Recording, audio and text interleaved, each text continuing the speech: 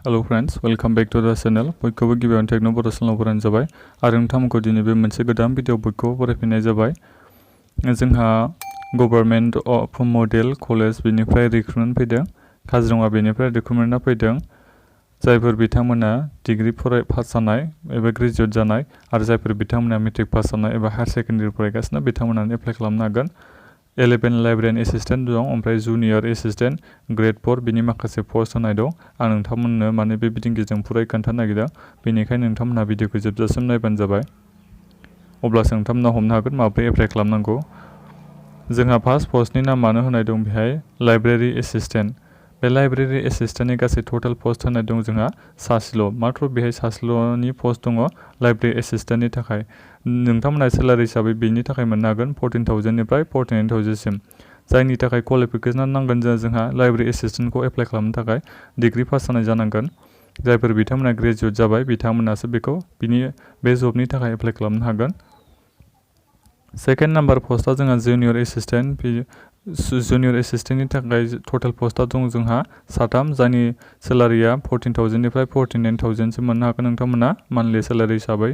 बिनि थाखाय educational qualification एबा फरायनाया जानांगोन बेचलर डिग्री, माने नोंथांमोना डिग्री पास जानाय जानांगोन, अब्लासो नोंथांमोना बेनि थाखाय एप्लाइ खालामनो हागोन।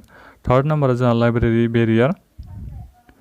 बे लाइब्रेरि बेरियारनि थाखाय नोंथांमोना माने बे लाइब्रेरि बेरियारनि थाखाय गासै टटेल पस्टआ बेहाय होनाय दङ सासेल', मात्र सासेल' आरो बेनि पस्टआ सेलारिया जोंहा मोननो हागोन बेनि थाखाय 12,000निफ्राय 37,500सिम नोंथांमोना मान्थलि मोननो हागोन।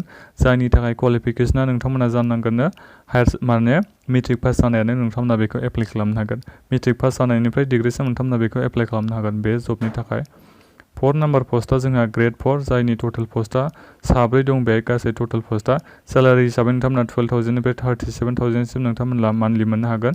बेनि थाखाय जोंहा इडुकेसनेल क्वालिफिकेसना जानो नांगोन मात्र मेट्रिक पास। जायफोर बिथांमोना मेट्रिक पास जाबाय एबा हायार सेकेन्डारि फरायगासिनो दं बिथांमोनानो माने बिनि थाखाय एप्लाइ खालामनो हागोन आरो बे ग्रेड 4नि जबनि रिक्रुटमेन्टनि थाखाय नोंथांमोना बेखौ एप्लाइ खालामनो हासिगोन आरो जायफोर बिथांमोना मेट्रिक पास जाबाय। 5 नाम्बारा जोंहा चौकीदारनिफ्राय फैदों, गासै टटेल पस्टआ बेनिया 2 दङ। सेलारि हिसाबै बे होनाय दङ 12,000निफ्राय 37,500सिम नोंथांमोना बेखौ बे जबनि थाखाय सेलारि हिसाबै मान्थलि मोननो हागोन। इडुकेसनेल क्वालिफिकेसन होनाय दं, जायफोर बिथांमोना मेट्रिक पास जाबाय, HSLC होनदों नालाय, जायफोर बिथांमोना मेट्रिक पास जाबाय बिथांमोनानो बिनि थाखाय बे चौकीदार जबनि थाखाय एप्लाइ खालामनो हागोन। बेहाय माखासे माबा होनाय दं, place of posting model degree college Kaziranga Golaghat, बिनिफ्राय फैदों आरो जोंनिया रिक्रुटमेन्टआ। एप्लिकेसन फी नोंथांमोना जेबो होनांगौ गोनांथि गैया, निल, नोंथांमोना जेबो होनाङा एप्लाइ खालामनायाव। लास्ट डेटआ जोंहा 20 आगस्ट 2020। बे लास्ट डेटनि उनाव नोंथांमोना एप्लाइ खालामनो हानाय नङा, बेनिखायनो नोंथांमोना 20 आगस्टनि सिगां एप्लाइ खालामनो नाजाबानो जाबाय।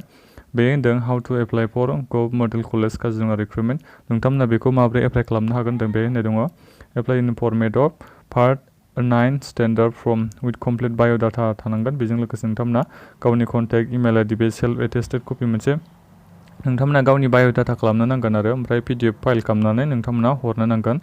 गिबियावनो आं नोंथांमोननो मायाव हरनांगोन बेखौ गिबियावनो खोन्थानो नागिरदों, बेनिखायनो आं दायो बे एडभार्टाइजमेन्टखौ डाउनलड खालामनानै नोंथांमोननो खोन्थानोसै। नोंथांमोना जुदि एडभार्टाइजमेन्टखौ डाउनलड खालामनोबा भिडिअनि डिसक्रिपसनाव मोनगोन लिंकखौ। आं गिबियावनो बेखौ क्लिक खालामनोसै, क्लिक हियाराव डाउनलड खालामनोसै आं बे लिंकखौ। नोंथांमोना चेक खालामहैबानो जाबाय भिडिअनि डिसक्रिपसनाव। आं बे माने अफिसियेल PDF खौ एबा माबाखौ एडभार्टाइजमेन्टखौ आङो होदों आरो एडभार्टाइजमेन्टनि लिंकखौ। बेनो आं दा डाउनलड खालामबाय बे एडभार्टाइजमेन्टखौ। बेहाय गासिबो डिटेल्स होनाय दङ, माला लास्ट डेट, ओमफ्राय गासै नाम्बार अफ पस्टआ बबेना बेसेबां दं बे गासिबो होनाय दं। लाइब्रेरि एसिस्टेन्ट होनाय दं, जुनियर एसिस्टेन्ट पस्टबो होनाय दङ आरो पस्टनि नाम्बाराबो गासिबो होनाय दं आरो टटेल पस्टआ बेसेबां। बिनिफ्राय इडुकेसनेल क्वालिफिकेसना बेसेबां नांगौ बेहायनो होनाय दङ गासिबो डिटेल्सआ। नोंथांमोना बेफोरखौ बेहाय चेक खालामफिनबावनो हागोन आरो खेनसेबाव। बेहाय आं दायो खोन्थानोसै नोंथांमोना माबोरै एप्लाइ खालामनो हागोन। हाउ टु एप्लाइ नुदोंना नोंथांमोना बेहाय apply in format of Assam government part 9 standard form नोंथांमोना बेखौ एप्लाइ खालामनांगोन। जायनि थाखाय माने जुदि नोंथांनि बे एप्लिकेन्टआ जुदि एक्सेप्टेड जाबाय अब्ला नोंथांखौ बिसोरो कल खालामगोन इन्टारभिउ लानो। ओमफ्राय जुदि नोंथांनो इनकमप्लिट खालामदोंबा नोंथाङा जुदि जायाखैबा मोजाङै नोंनिया बे एप्लिकेसन फर्मा माबा जागोन आरो रिजेक्ट जागोन। नोंथांमोना ओमफ्राय बे गावनि बाय'डाटाफोरखौ PDF खालामनायखौ नोंथांमोना बे इमेल नुदोंना गाहायाव बे इमेलाव नोंथांमोना सेन्ड खालामनांगोन। नङाबा नोंथांमोना गिबियावनो माबाफोर प्रब्लेम मोनदोंबा बे कन्टेक्ट नाम्बारबो होनाय दंखायो। नोंथांमोना बे कन्टेक्ट नाम्बाराव कल खालामनानै सोंहरनो हागोन बे एप्लिकेसननि बागै। ओमफ्राय नोंथांमोननो आं खोन्थाखाबाय मायाव पस्ट खालामनांगौ बे इमेल आइडि नुदोंना गाहायाव नोंथांमोना बेनो हरनो नांगोन। नोंथांमोना गिबियावनो बे गासिबो एडभार्टाइजमेन्टखौ नायजोबबानो जाबाय। बेहाय होनाय दं Assam government part 9 standard form नोंथांमोना बेखौ हरना बेबायदि एप्लिकेसन फर्मेट बानायनांगोन आरो ओमफ्राय नोंथांमोना माने हरनो नांगोन बे इमेल आइडिया दहाय आं खोन्थानायाव।